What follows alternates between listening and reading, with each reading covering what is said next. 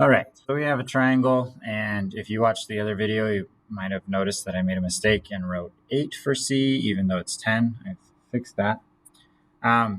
So what we want to do is I'm just going to try and show you that this works.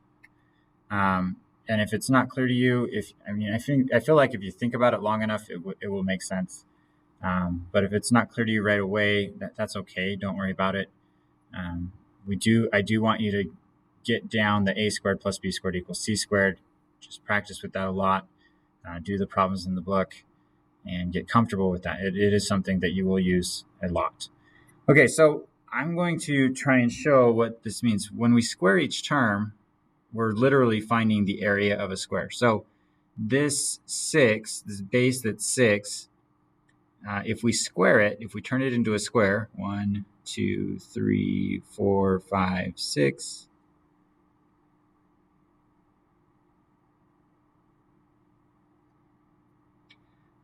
the area is 36, okay? 36 square units.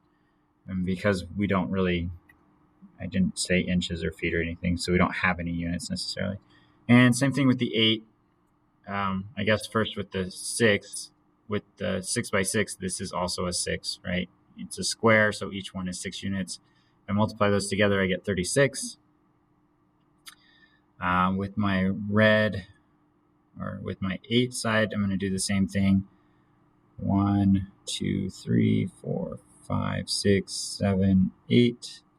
Turn that into a square of 8 by 8.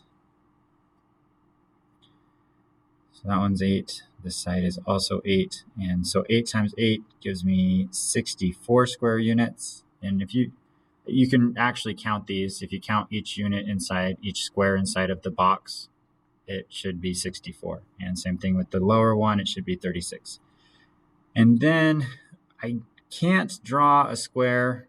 I mean, I could try, but I can't really draw a perfect square with the third side because it's going diagonally. It's going diagonally through the squares. Those aren't units. I can't even count them really. So what I'm going to try and do, and I don't even know how well this is going to work, what I'm going to try and do is rotate this so that my red diagonal line is on a straight line or lined up directly with some units or with some, so it's straight. So it's not,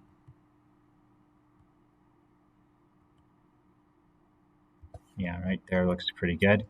Okay, so I'm gonna go ahead and line this up. And I could count this now. 1, 2, 3, 4, 5, 6, 7, 8, 9, 10. Okay, so I have 10 units. I'm going to go ahead and turn that one into a square as well. 1, 2, 3, 4, 5, 6, 7, 8, 9, 10.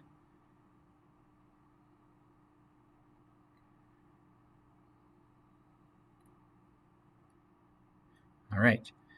And so this one is 10 times 10, which means it has 100 square units. Okay, and you could count those as well.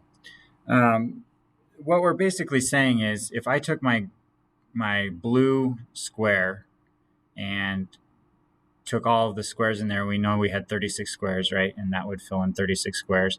Our other square has 64 squares, and that would fill in the other 64, and it would have 100 squares. And so a squared plus b squared equals c squared. That, I think, probably where most people make the mistake is they think, oh, a plus b equals c, and that's not the case. If you notice, the length of side 1 is 6, the length of side 2 is 8. If you add those together, you get 14, and that is not 10. We're looking at the square areas, and so that's kind of the explanation of why that works and how that works, or the proof.